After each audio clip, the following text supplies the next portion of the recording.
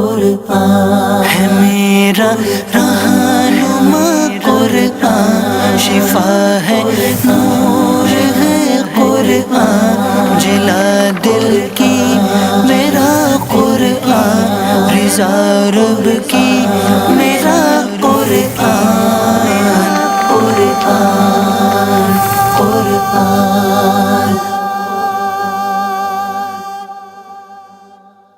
الحمدللہ رب العالمین والصلاة والسلام علی سید المرسلین، اما بعد فاعوذ باللہ من الشیطان الرجیم، بسم اللہ الرحمن الرحیم۔ میٹھے میٹھے اسلامی بھائیوں اور مدنی چینل کے ناظرین، سلسلہ ہے ایک قصہ ہے قرآن سے۔ قرآن ہے میرا رہنما قرآن، شفا ہے نور ہے قرآن، جلا دل کی میرا قرآن، رضا رب کی میرا قرآن، قرآن قرآن۔ اس سلسلے میں ہم ایک بڑا ہی خوبصورت اور ایک بڑا ہی پیارا قصہ سنتے ہیں، اور کیوں نہ پیارا ہو، کیونکہ یہ قصہ ہے قرآن سے۔ آئیے توجہ کے ساتھ اس قرآنی واقعے کو سنیے اور اپنے دل میں نور قرآن کی شمع کو روشن کیجیے۔ ہم نے مسجدوں میں محرابیں تو بہت ساری دیکھی ہوں گی، مگر آج ایک بڑی ہی عجیب و غریب، ایک بڑی ہی تاریخی محراب کا ذکر کرنا ہے، اور اس محراب کا ذکر ہے قرآن مجید، اور وہ محراب ہے محراب مریم۔ میرا رہنما قرآن۔ حضرت عیسیٰ علیہ السلام کی والدہ ماجدہ حضرت مریم رضی اللہ تعالی عنہا کے والد کا نام عمران اور والدہ کا نام حنا تھا۔ جب بی بی مریم اپنی ماں کے شکم میں تھی، اس وقت ان کی ماں نے یہ منت مان لی تھی کہ جو بچہ پیدا ہوگا میں اس کو بیت المقدس کی خدمت کے لیے آزاد کر دوں گی۔ چنانچہ جب حضرت مریم پیدا ہوئی تو ان کی والدہ ان کو بیت المقدس میں لے کر گئیں۔ اس وقت بیت المقدس کے تمام عالموں اور عابدوں کے امام حضرت زکریہ علیہ السلام تھے، جو حضرت مریم کے خالو تھے۔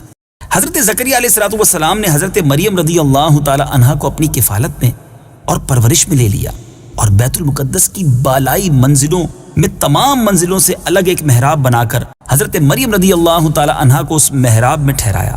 چنانچہ حضرت مریم رضی اللہ تعالی عنہا اس محراب میں اکیلی خدا کی عبادت میں مصروف رہنے لگی، اور حضرت زکریہ علیہ السلام صبح و شام محراب میں ان کی خبر گیری اور خورد و نوش کا انتظام کرنے کے لیے آتے جاتے رہے۔ چند ہی دنوں میں حضرت مریم رضی اللہ تعالی عنہا کی محراب کے اندر یہ کرامت نمودار ہونے لگی۔ جب حضرت زکریہ علیہ السلام محراب میں جاتے تو وہاں انہیں سردیوں کے اندر گرمیوں کے پھل اور گرمیوں کے اندر سردیوں کے پھل انہیں دیکھنے کو ملتے۔ حضرت زکریہ علیہ السلام حیران ہو کر پوچھتے، اے مریم، یہ پھل کہاں سے تمہارے پاس آتے ہیں؟ حضرت مریم رضی اللہ تعالی عنہا یہ جواب دیتی کہ یہ پھل اللہ کی طرف سے آتے ہیں، اور اللہ جس کو چاہتا ہے بے حساب روزی عطا فرماتا ہے۔ حضرت زکریہ علیہ السلام کو خداوند قدوس نے نبوت کے شرف سے نوازا تھا، مگر ان کی یہاں کوئی اولاد نہیں تھی، اور ان کی عمر بھی کافی ضعیفی کی ہو چکی تھی۔ برسوں سے ان کے دل میں فرزند کی تمنا تھی، اور بارہا انہوں نے گڑ گڑا کر اللہ رب العزت کی بارگاہ میں اولاد نرینہ کی دعا بھی مانگی تھی، مگر خدا کی شان بے نیازی دیکھیں کہ ابھی تک انہیں فرزند نہیں ملا تھا۔ برسوں سے ان کے دل میں تمنا تو تھی۔ اب جب انہوں نے حضرت مریم رضی اللہ تعالیٰ عنہ کی محراب میں ایک کرامت دیکھی کہ اس جگہ بے موسم کا پھل آتا ہے، تو اس وقت ان کے دل میں یہ خیال آیا کہ میری عمر اب اتنی ضعیفی تک پہنچ چکی ہے کہ اولاد کے پھل کا موسم ختم ہو چکا ہے، مگر وہ رب جو مریم رضی اللہ تعالی عنہا کو محراب میں بے موسم کے پھل عطا کر سکتا ہے، وہ مجھے بھی بے موسم میں اولاد کا پھل عطا فرما دے گا۔ چنانچہ آپ نے محراب مریم میں دعا مانگی، اور آپ کی دعا قبول ہو گئی، اور اللہ تعالیٰ نے بڑھاپے میں آپ کو ایک فرزند عطا فرمایا، جس کا نام خود خداوند عالم نے یحییٰ رکھا، اور اللہ تعالیٰ نے ان کو بھی نبوت کا شرف عطا فرمایا۔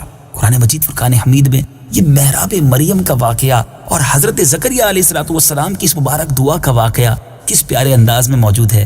آئیے قرآن پاک کے پارہ 3 سورہ آل عمران آیت نمبر 37 تا 39 کی تلاوت سنیے اور ترجمہ سنیے۔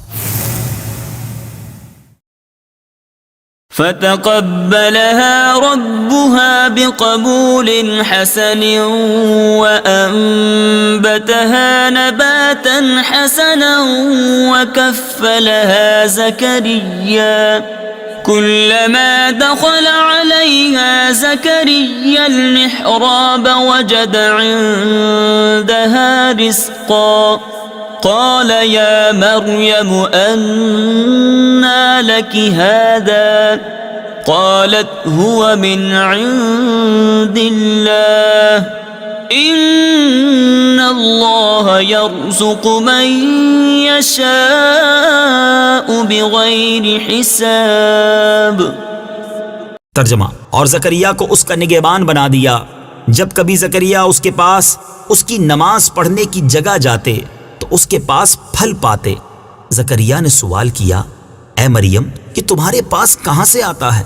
انہوں نے جواب دیا، یہ اللہ کی طرف سے ہے، بے شک اللہ جسے چاہتا ہے بے شمار رزق عطا فرماتا ہے.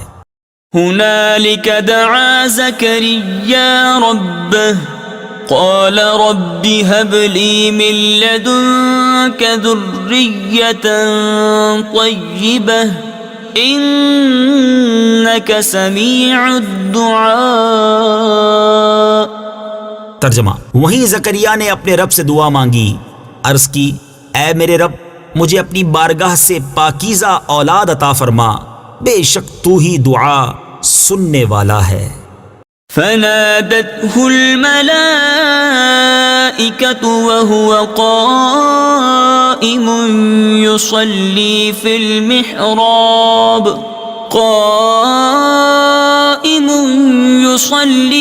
المحراب أن الله يبشرك بيحيى مصدقا بكلمة من الله وسيدا وحصورا ونبيا من الصالحين.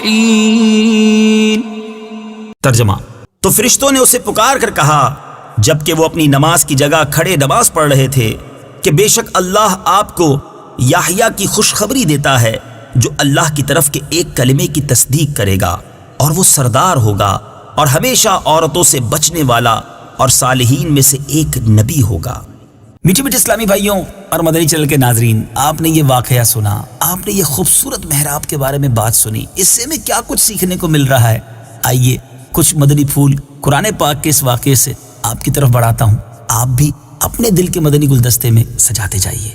واقعہ مذکورہ سے معلوم ہوا کہ حضرت مریم رضی اللہ تعالی عنہا صاحب کرامت اور مرتبہ ولایت پر فائز ہیں، کیونکہ خدا کی طرف سے ان کی محراب میں پھل آتے تھے، اور وہ بھی جاڑوں کے پھل گرمی میں، یعنی سردیوں کے پھل گرمی میں اور گرمی کے پھل سردیوں میں. یہ ان کی بہت ہی عظیم الشان اور واضح کرامت ہے، اور جو ان کی ولایت کی زبردست دلیل ہے.